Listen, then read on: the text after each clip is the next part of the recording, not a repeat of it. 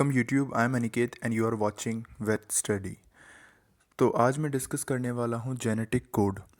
जैसा कि मैंने लास्ट वीडियो के अंदर डिस्कस करा था रेप्लिकेशन और ट्रांसक्रिप्शन को, तो अब मुझे डिस्कस करना चाहिए था ट्रांसलेशन, बट ट्रांसलेशन डिस्कस करने से पहले जेनेटिक कोड को डिस्कस करना बहुत इम्पॉर्टेंट है। तो चलिए आप एनसीईआरटी का page number 111 and topic number 6.6 genetic code open कर सकते हैं साइड बाय साइड। तो डिस्कस करते हैं कि जेनेटिक कोड पढ़ना क्यों ज़रूरी है। मैं आपकी एनसीईआरटी की ही लाइन रीड करूँगा। During the replication and transcription a nucleic acid was copied to form another nucleic acid. Hence these processes are easy to conceptualize on the basis of complementarity. तो basically जो हमारा replication था और transcription था, दोनों के अंदर ही एक न्यूक्लिक एसिड से दूसरा न्यूक्लिक एसिड बन रहा था। अगर मैं रेप्लिकेशन की बात करूं तो डीएनए से डीएनए बन रहा था, और अगर मैं ट्रांसक्रिप्शन की बात करूं तो डीएनए से हमारा आरएनए बन रहा था। तो वहाँ पे एक रूल जो हर जगह फॉलो हो रहा था वो था हमारा कॉम्प्लीमेंटैरिटी। मतलब कि एडेनिन हमेशा थायमिन के साथ कंबाइन करता डीएनए के अंदर, और ग्वानिन हमेशा साइटोसिन के साथ कंबाइन करता, बॉन्ड बनाता। फिर आगे एनसीईआरटी बोलती है the process of translation require transfer of genetic information from a polymer of nucleotide to a polymer of amino acid. जहाँ पे हमने देखा कि रेप्लिकेशन और ट्रांसक्रिप्शन दोनों प्रोसेस के अंदर हमेशा एक न्यूक्लिक एसिड से दूसरा न्यूक्लिक एसिड बन रहा था, मतलब इन्फॉर्मेशन न्यूक्लियोटाइड्स के बीच में ट्रांसफ़र हो रही थी। बट यहाँ पर ऐसा नहीं है, ट्रांसलेशन प्रोसेस के अंदर ऐसा नहीं होगा। यहाँ पर क्या होगा, यहाँ पे एक पॉलीमर ऑफ न्यूक्लियोटाइड से आपको एक पॉलीमर ऑफ अमाइनो एसिड बनाना है। मतलब कि आपको एमआरएनए को रीड करके आपको प्रोटीन बनाना है। पॉलीमर ऑफ अमाइनो एसिड क्या है? पॉलीमर ऑफ अमाइनो एसिड हमारे प्रोटीन्स हैं। तो आपको एमआरएनए को रीड करना है, प्रोटीन्स का फॉर्मेशन करना है।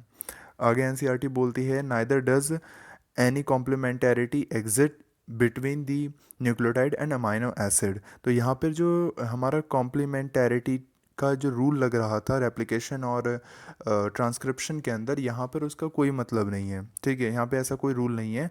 यहाँ पर हमारा एक जेनेटिक कोड है जो इस चीज़ को समझाता है। अब देखते हैं जेनेटिक कोड एक्चुअल में है क्या। तो जेनेटिक कोड हमारा और कुछ नहीं है, ये एक रिलेशनशिप है between the nucleotide sequence of mRNA, जिन्हें हम कोडोन बोलेंगे, and amino acid sequence of polypeptide chain. ठीक है, अब इस चीज़ को एक्चुअल में क्या हुआ कि इसे टर्म जो दिया ये हमारा जॉर्ज गैमो ने दिया। ठीक है, एक साइंटिस्ट थे जॉर्ज गैमो, इन्होंने दिया, और डिस्कवरी इसकी हमारे 3 साइंटिस्ट नायरेनबर्ग, मेथाई और खुराना ने करी। अब ये जेनेटिक कोड कोई ऐसी चीज़ नहीं थी जिस पे सिर्फ और सिर्फ हमारे जो बायोलॉजी की नॉलेज रखते थे साइंटिस्ट उन्होंने काम करा। ठीक है, या कोई जेनेटिक्स की नॉलेज रखता था उसने काम करा। इस पे ये जो जॉर्ज गैमो थे, आपकी एनसीईआरटी बोलती है ये एक फिजिसिस्ट थे, मतलब ये फिज़िक्स की नॉलेज रखते थे। ठीक है, साथ ही साथ जो ऑर्गेनिक केमिस्ट थे उन्होंने भी इस पर काम करा, और बाकी जो जेनेटिक्स की नॉलेज रखते थे उन्होंने भी काम करा, तब जाके हमारे जेनेटिक कोड बना है। तो ये कुछ ऐसी मतलब एक टॉपिक है जहाँ पर सभी साइंटिस्ट ने मिलकर काम करा और ये जेनेटिक कोड का फॉर्मेशन हुआ। तो जेनेटिक कोड हमारा एक्चुअल में है क्या और ये कैसे वर्क करता है, ये चीज़ जानने से पहले मैं आपको एक टर्म और बता देता हूँ, कोडोन क्या होता है। तो कोडोन में डेफिनेशन पढ़ता हूँ। Codon is the nucleotide sequence on the mRNA which code for particular amino acid. एक कोडोन तो एमआरएनए के ऊपर एक सीक्वेंस है जो एक सिर्फ पर्टिकुलर अमाइनो एसिड को कोड करेगा। वहीं पे जेनेटिक कोड क्या है? Where is the genetic code is the sequence of nucleotide on the mRNA molecule which contain information for the synthesis of peptide polypeptide chain. ठीक है, तो जेनेटिक कोड के अंदर तो सारी इन्फॉर्मेशन है, और कोडोन सिर्फ एक अमाइनो एसिड के लिए रिस्पॉन्सिबल है। ये चीज़ आपको आगे जाके और क्लियर हो जाएगी, बट अभी आपके दिमाग में डेफिनेशन तो एटलीस्ट आ गई होगी।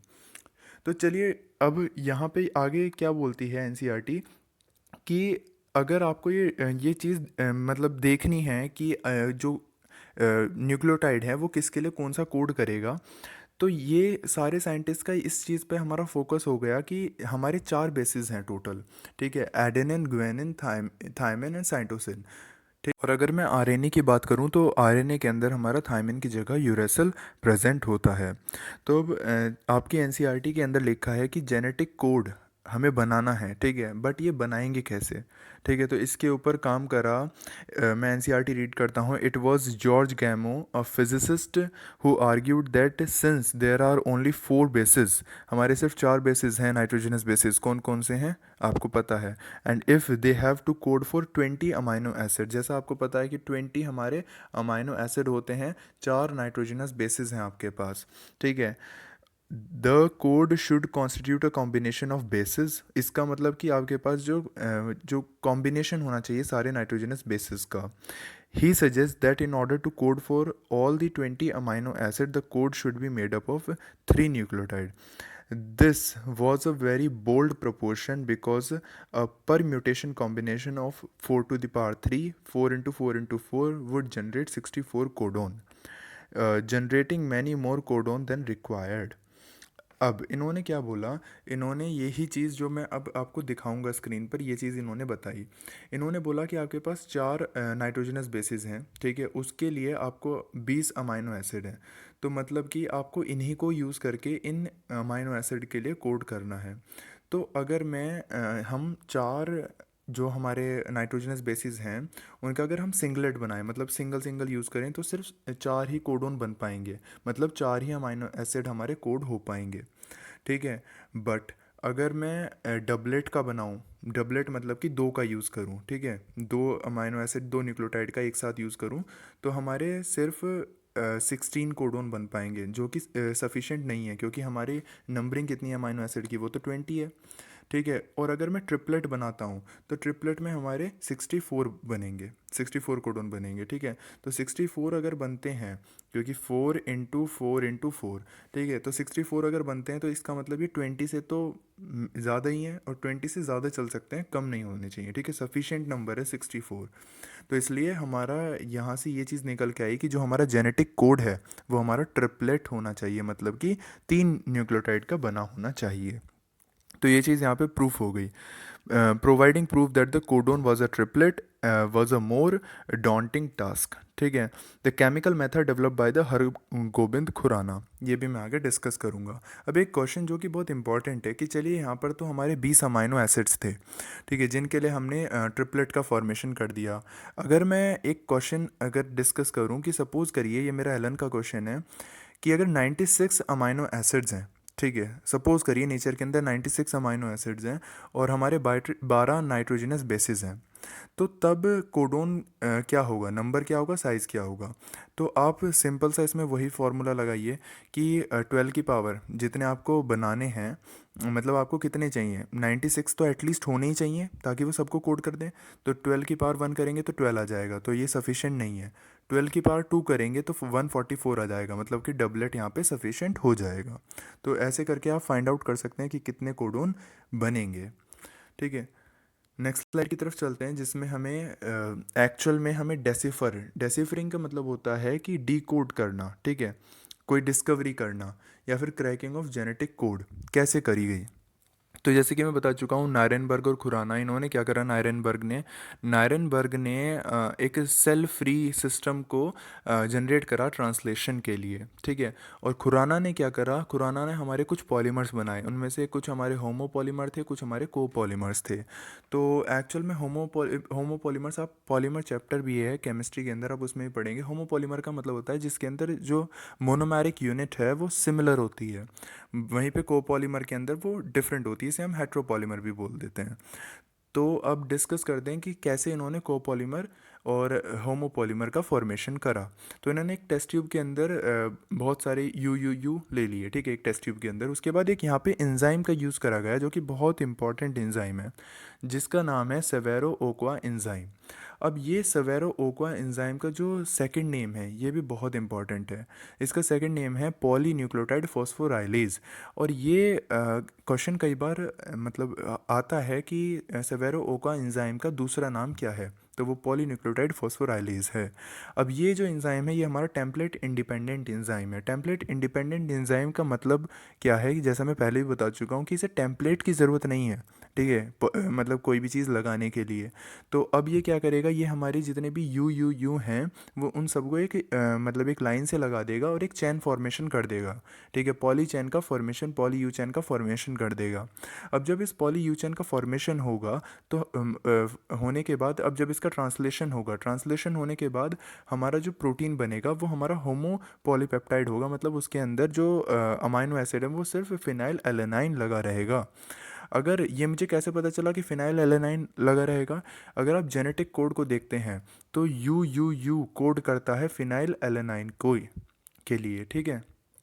अब यहाँ पर बात आती है कि हमें जो कोपॉलीमर हैं उन्हें कैसे सिंथेसाइज करेंगे। तो कोपॉलीमर के लिए फिर से हम जी एंड यू ले लेंगे एक टेस्ट ट्यूब के अंदर, फिर से सवेरा ओ का एंजाइम डालेंगे। वो क्या करेगा, जी यू करके सारे मतलब जितने भी हैं उन्हें लगा देगा। लगाने के बाद हमारा क्या होगा, ट्रांसलेशन होगा इसका, और ट्रांसलेशन होने के बाद आप देखेंगे तो जी हमारा अमाइनो एसिड आता है हमारा यहाँ पे वलाइन।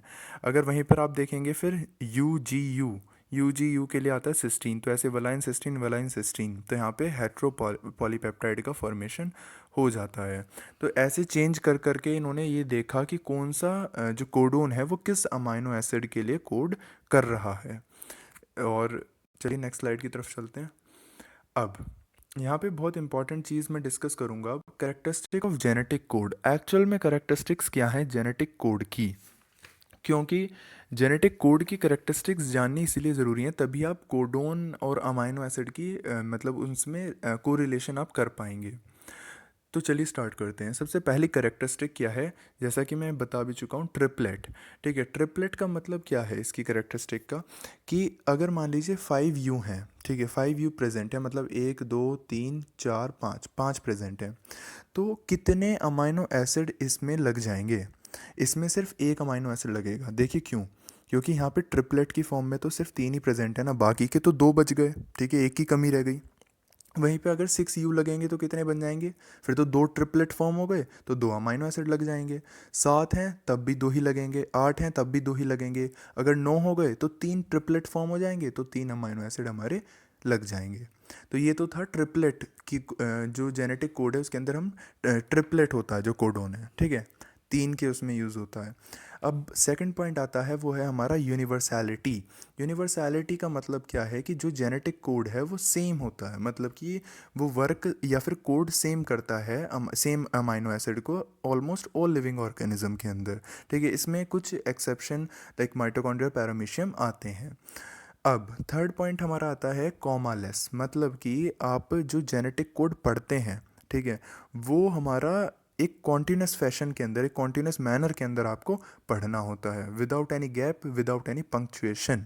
मतलब आपको उसके बीच में कोई कॉमा नहीं लगाना है, कोई फुल स्टॉप नहीं लगाना है, आपको उसे रीड करना है। जैसे मान लीजिए AUG UUC, ठीक है, without any full stop, without any comma, तो इसलिए कॉमा लेस होता है। If any nucleotide is added और deleted then from this point whole genetic code will read differently. ये बहुत इंपॉर्टेंट पॉइंट है।